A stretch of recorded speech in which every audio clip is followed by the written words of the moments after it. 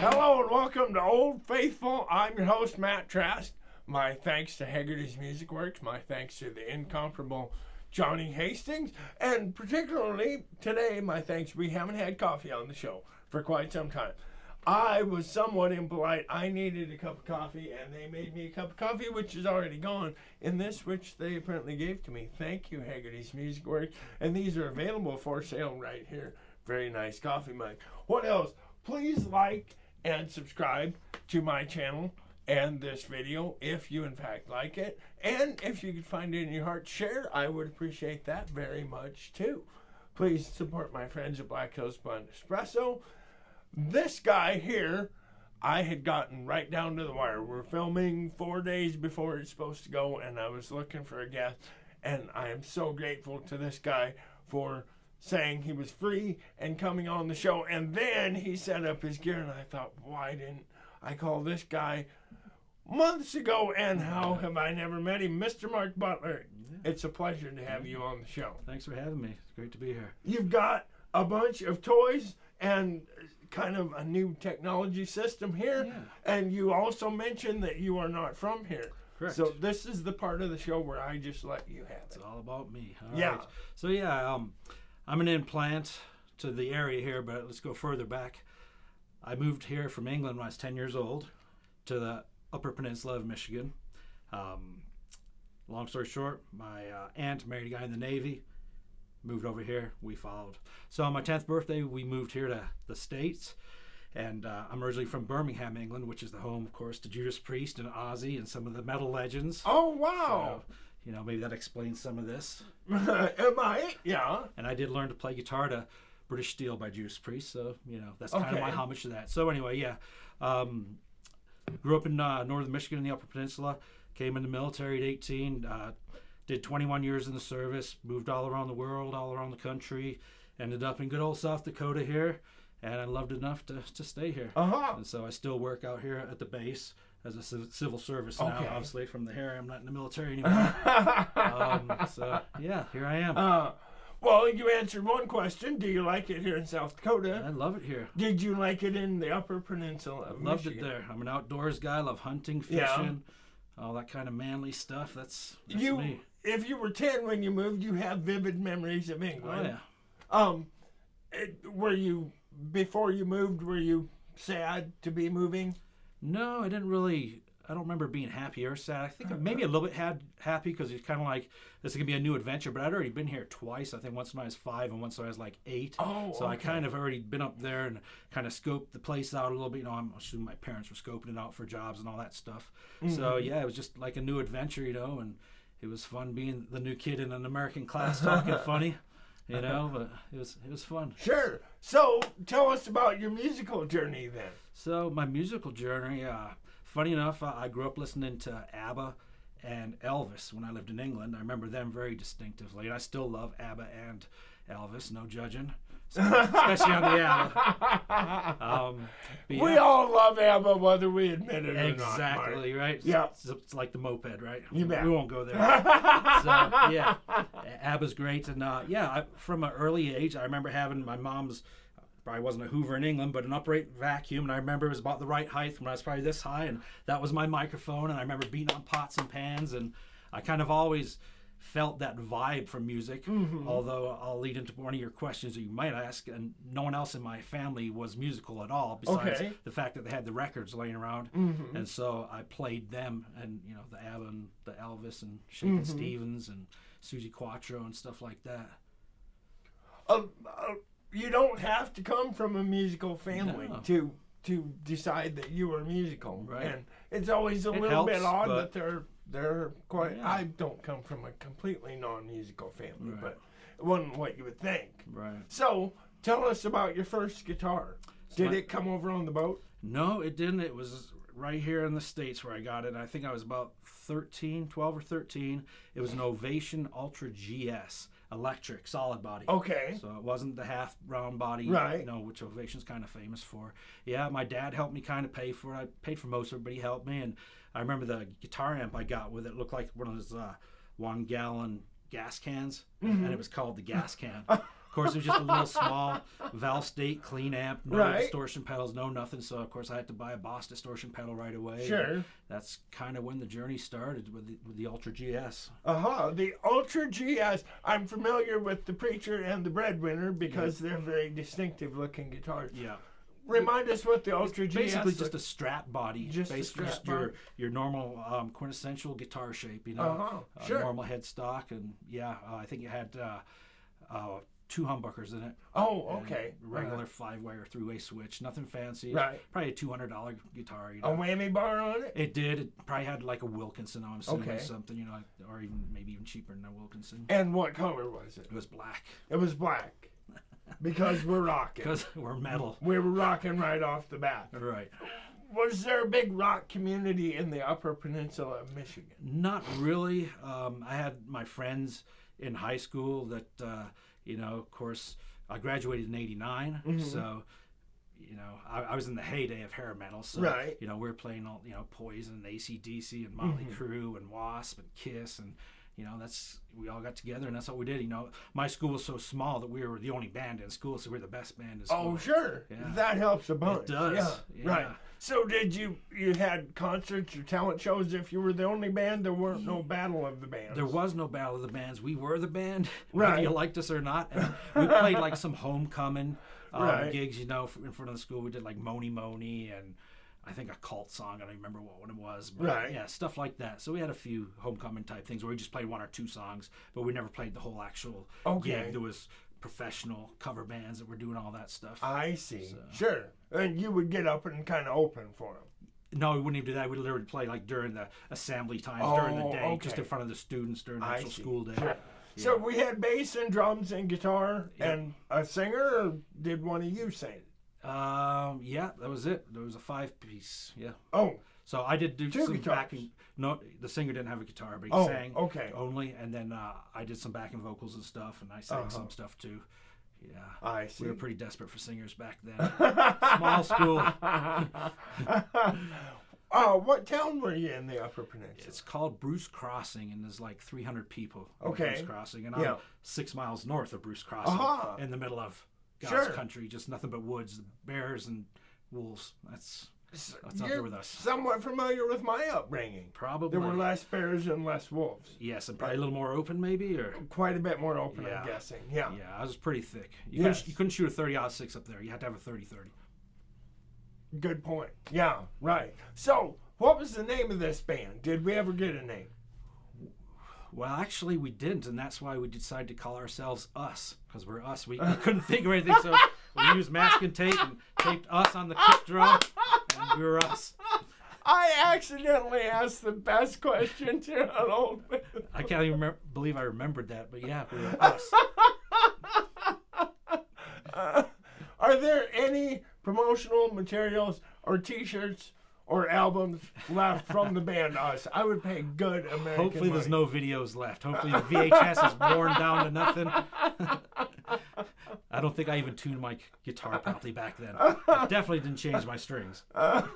So, tell us what happened after high school. Us disbanded, yes, I'm guessing. we disbanded. Like I said, came in the military in '89 and had countless bands throughout my military career. Everywhere I went, whether I was in Missouri, I was in Texas, I was in Korea, I was in Qatar, in the Middle East, Saudi Arabia, and back here. Everywhere I've been, I've always had a band no matter where I'm at. Okay. I've always found enough guys. Were you ever in the official Air Force bands of any kind? No. Because they have many. They do, yeah. And they're very, extremely talented. Yeah, that's basically their job, is to be professional musicians. They're, like I said, they're very talented people that are in them bands. And I would guess the Air Force has a rock band. Yeah, I wouldn't say like super heavy rock, but rock, pop, kind of top 40-ish, and a little bit of that kind of stuff. But yeah, a lot of them will do tours over in the Middle East, and they'll bounce from fob to fob, or different bases, and entertain the troops and stuff. And I have friends that do that too, which I'm actually gonna try get on with them guys to maybe do that in the future. Oh, since I've been there and kind of know of the layout and how things run. And yeah. But this was not that. This was just bands of fun bands, mostly Air Force people. Always Air Force people. And I would know very little about this. were you able to play out? Yeah, there's always somewhere. I mean, whether you're playing at the NCO club or playing at so for instance, if you're stationed in Ellsworth, which I was before I retired, I met a bunch of guys. We got together and we started playing at 445 or whatever, Radisson, whatever it's called, or Loud American or wherever. We just started playing everywhere. And same thing in Korea. Everybody had a bar over there called a hooch. So we'd go to a different squadron each weekend. We'd go to security forces one weekend. We'd play over there. We'd go over to a bomb squadron. We'd go play over there. And yeah, that's kind of how it was. But particularly overseas, and I'm displaying my ignorance, you didn't have to get a pass to go play at the bar or anything? No. Okay. It's our weekend, and yeah. I'm hayseed, I ain't been nowhere. So what was the best of those Air Force bands? Ooh. What was the one that you recall the fondest? And what were we playing at this time? Well, I really enjoyed my band in Korea. I mean, apart from being away from my wife and kids, that was the worst part of being over there. But obviously you can't just sit and sulk for a year by yourself. So I made some great friends, and I met a young guy who there was probably 25 and just an insane killer guitar player, and played all the old stuff that was from my age demographic. ABBA and Elvis. Not quite that old.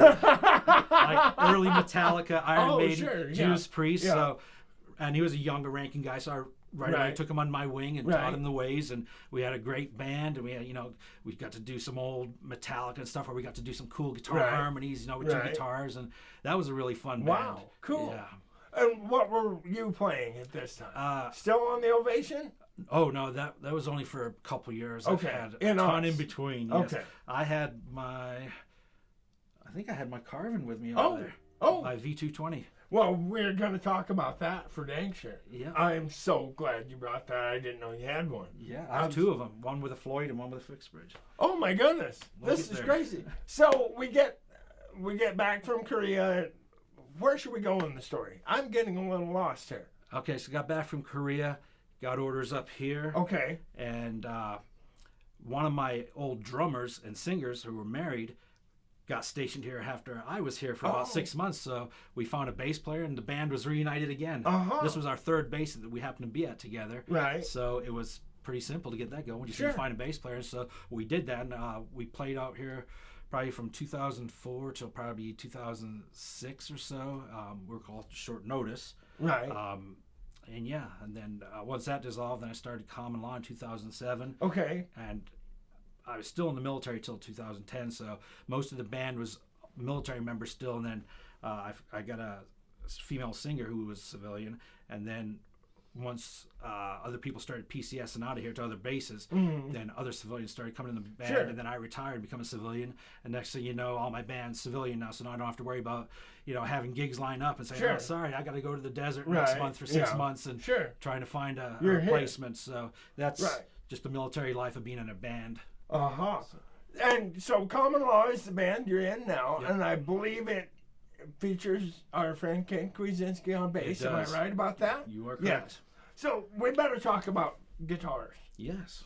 What is this in your hand, buddy? So this is a DBZ Diamond. Okay. Now they're actually called Diamond guitars only. They're not DBZ. Oh, okay. So Dean Guitars, original owner and builder, was part of this company early on when it was DBZ, and then he sold back out of it from Texas or Indiana. I think they were manufactured in Indiana, but he was in Texas or something along that lines. But either way, this guitar is now, or all the new ones that are constructed are actually just Diamond guitars. So these are actually a little bit hard to find. I think there's only probably a 6-year run of these. They weren't around too long. No, they weren't. But the new Diamonds look just like the DBZs. Okay. They still have the I don't know if you can see that, but the cool cutouts and the shapeliness on the top. Right. And that's kind of the allure, because they do have a little bit of that Zemaitis look, kind of like we talked about off screen.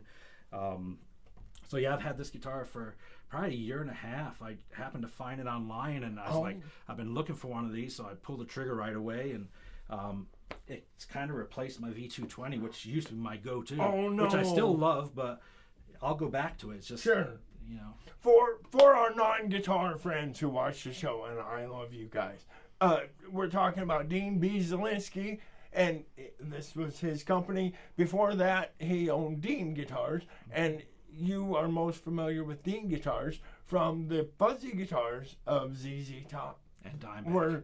were Dean guitars. And who? Dimebag, I think, played Dean too, didn't he? Dimebag Darrell did. Less of my viewers are going to know who Dimebag Darrell is, but yes, Dimebag Darrell definitely played a Dean guitar. Right. Yeah. So, let's see. Where was this made? Korea. In Korea. This is they make them in the States and they make Korea, and I also think they make them in Japan also. Uh-huh. Have you done anything to it? No, it's pretty much stock. Fixed bridge. These are proprietary pickups made by DBZ. Okay. The toggle switch is nice and solid. I mean, the pickups are pretty hot. This is the Bolero model of the DBZ, and then it's I don't know if you can read that. Can you read that? It says Bolero Calavera, maybe? Calavera. So Yeah. this is the Calavera model, and it has the cool truss rod cover, and then this cast piece on here too. Sure. Virus is a guitar player for the band Dope and some other several kind of heavier bands. This is the model that he plays too. Virus of the band Dope. For Yes. all my Merle Haggard fans. Right. Yes. Right. Exactly. And yeah, so the rosewood and then mahogany body and set neck, just pretty straightforward guitar, but it plays really nice, and the neck, if you just feel the back of the neck, it's kind of almost got a triangular feel to it. Oh, almost. it really does, don't it? Yeah, just A very V-neck. yeah, it's got just a nice, comfortable feel. Right. So What, and we will get to this in a second, what about this made you favorite it over that?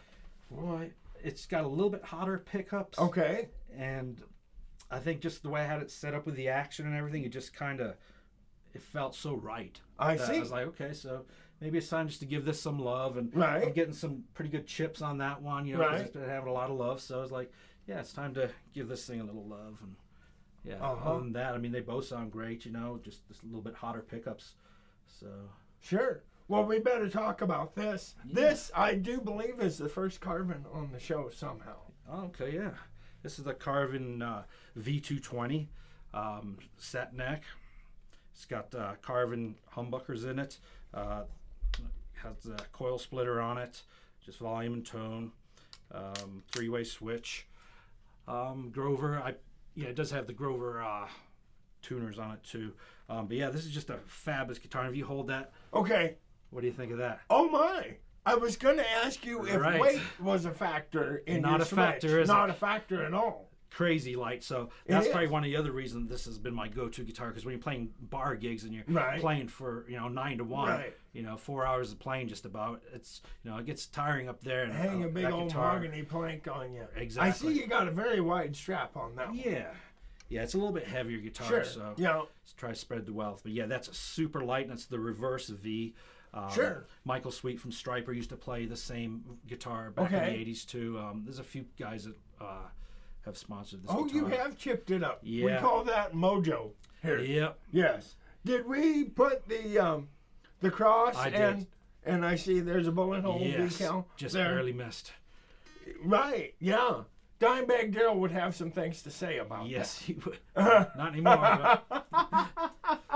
But what was I going to say? Oh, it does have a coil split he does. just on the bridge? Yes. Okay, so reminding my audience, this is a humbucking pickup. A coil split shuts one of these off, so you can play single coil tone. So you could, in fact, play country You could. on this guitar. couldn't you? Absolutely. Yeah.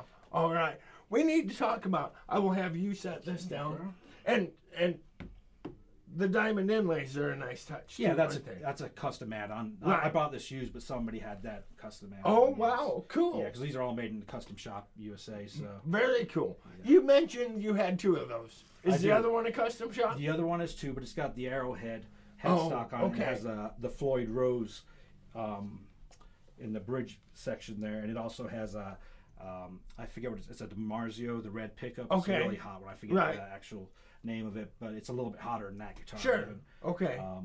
And other than that, the inlays are a little bit different in the headstock, but otherwise it's the same model. But it's a little heavier also, probably Sure. because of the Floyd. Right. And I think the wood's a little different. I don't think it's mahogany. Okay. On that one. All right.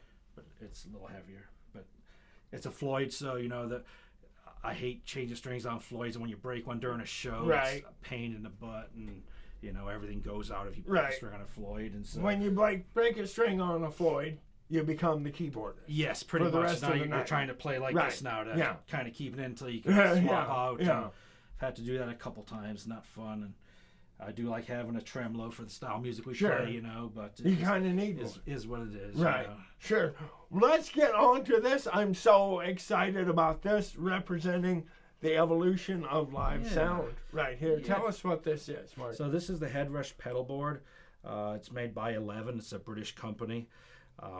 It has all your nuts and bolts, your flangers, chorus, delays, everything you'd ever want on here, harmonizers, wah pedals, volume pedals. You can pretty much set this up any way you want it. It's got a touch screen on it, so you can pretty much click, drag, and then you can adjust parameters. This is just too simple now for, gigging. It's got stereo sends. Like I said, 2 stereo sends out to front of house, and I'm done. I can send one tail out to my monitor rig, monitor myself, and I'm good. Done deal. No more hauling my Marshall cabinets around or any of that stuff or heavy heads. It's just this. That is very cool. So this is his amplifier, essentially as if he was playing through that. Does it have several different kind of amplifiers to choose Yeah, from? it's got PV 5150 built into it. It's got Soldanos. It's got Plexis, Marshall JCM 800s. Yeah, it's got most of the big boy. So it's geared toward a hard rock player. Yes and no. I mean, it's still Okay. got tons of Fender presets. Oh, and it stuff like does that too. also have that. Yeah. Okay. Oh, absolutely. All right. It's got Princetons. It's got Plexis, like I said. It's Sure. got all kinds of stuff on there. It goes all over the place. And do you use I believe on these boards it's called an expression pedal? Yeah. Do you use it for a wah or You can use it for both. So, like right now. it's a volume? Okay.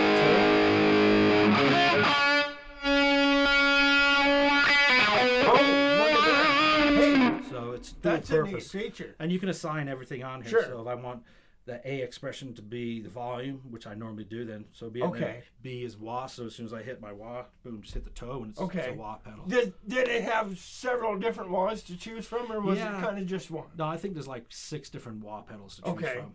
Yeah. So what is your normal setup? Do you just tell us about it? Kind of what amp you selected, emulation. Right now I have a patch because you download different artist patches. So I have an artist patch from Steve Brown. Okay. He used to play in a band called Trickster back in the early 90s. All And he right. also plays with Def Leppard off and on when Vivian Campbell's not in the band.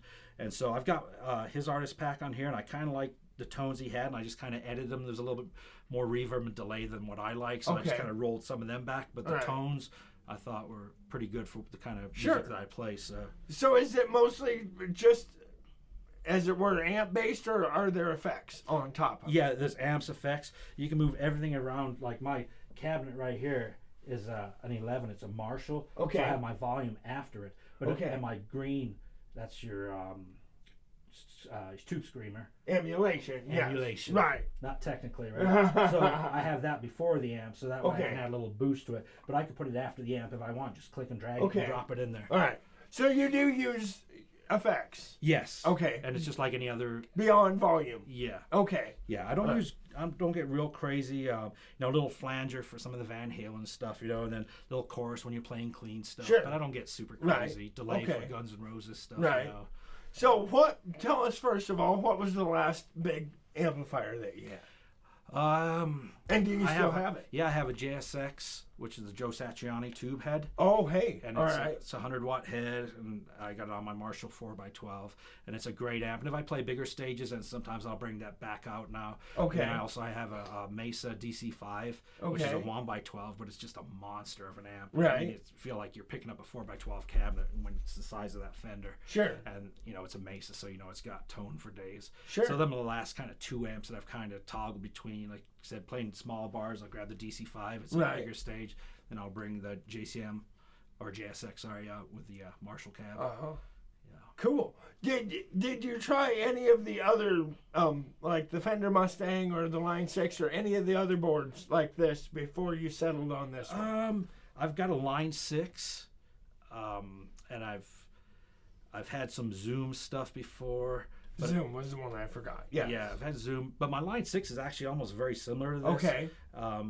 It's the HD 500. Okay. And that's a good footboard too. It's just that looking at all the reviews and checking this out at NAMM and actually getting a touch, I was like, okay, now I can literally listened to it and I was like, I really like the tones on this. Okay. I've used it on some pretty big stages up in Sturgis, and I've got a lot of compliments from guys, that are in pretty big regional bands going, wow, that thing sounds great. Right. Where's all your cabinets? Is like, it's all right there. Right there. And yeah. they just can't believe it, Sure. So there's a lot of technology that goes into these things these days. So two more questions I've got. Now, apparently you've been to NAMM at least once. Yeah, about 4 or 5 times. About 4 or 5 times. Yeah. Wow. Were you just visiting or were you working?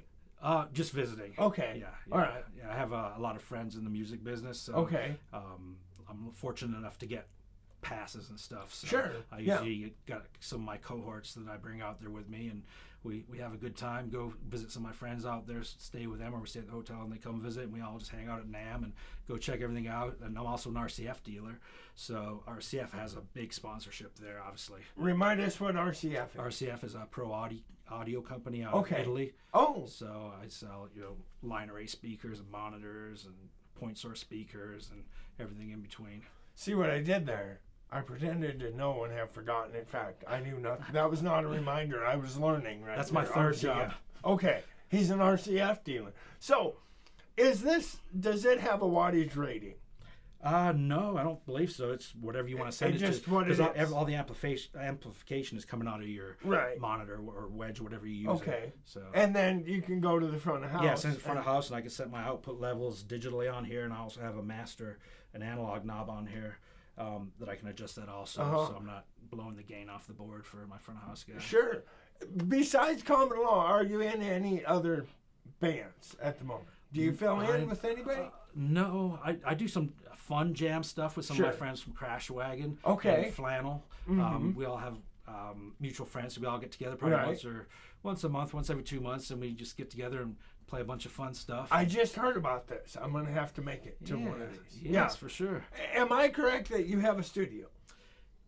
Kind of, sort of. I have Kinda, all the sort of. pieces. I haven't put it all together yet. Okay. But I own a sound company, production company. Okay. So I have a lot of fun audio gear. Sure. And that's my other guilty pleasure when I'm not playing in the band, which will probably, when I am sick of being in a band, that's kind of what I'll venture more over towards, running my...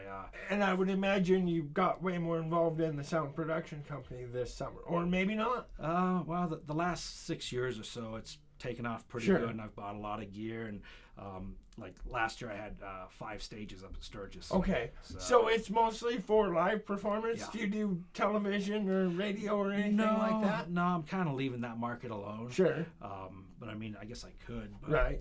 The good thing about it is I'm fortunate enough to do sound production as a expensive hobby, is like what I like to tell my friends.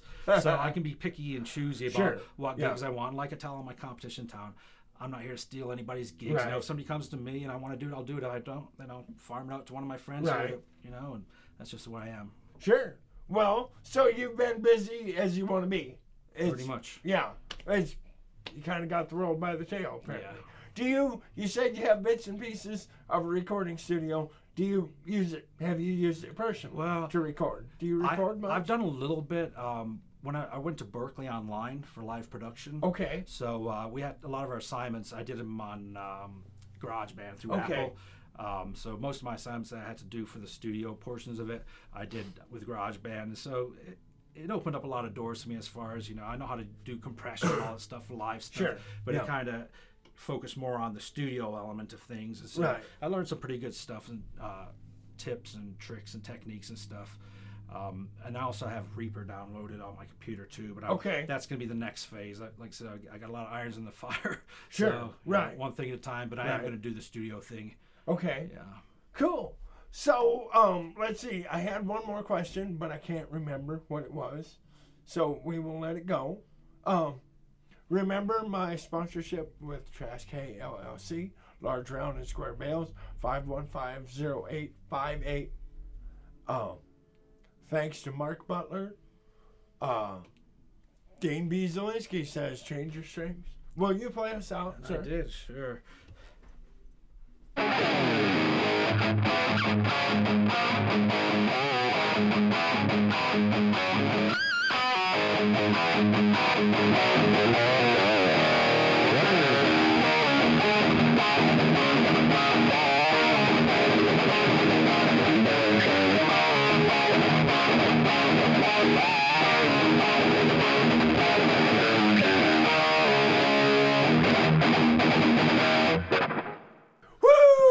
It's hard to headbang when you don't have no hair, but I try. Thanks for watching, Old Faithful. See you next week.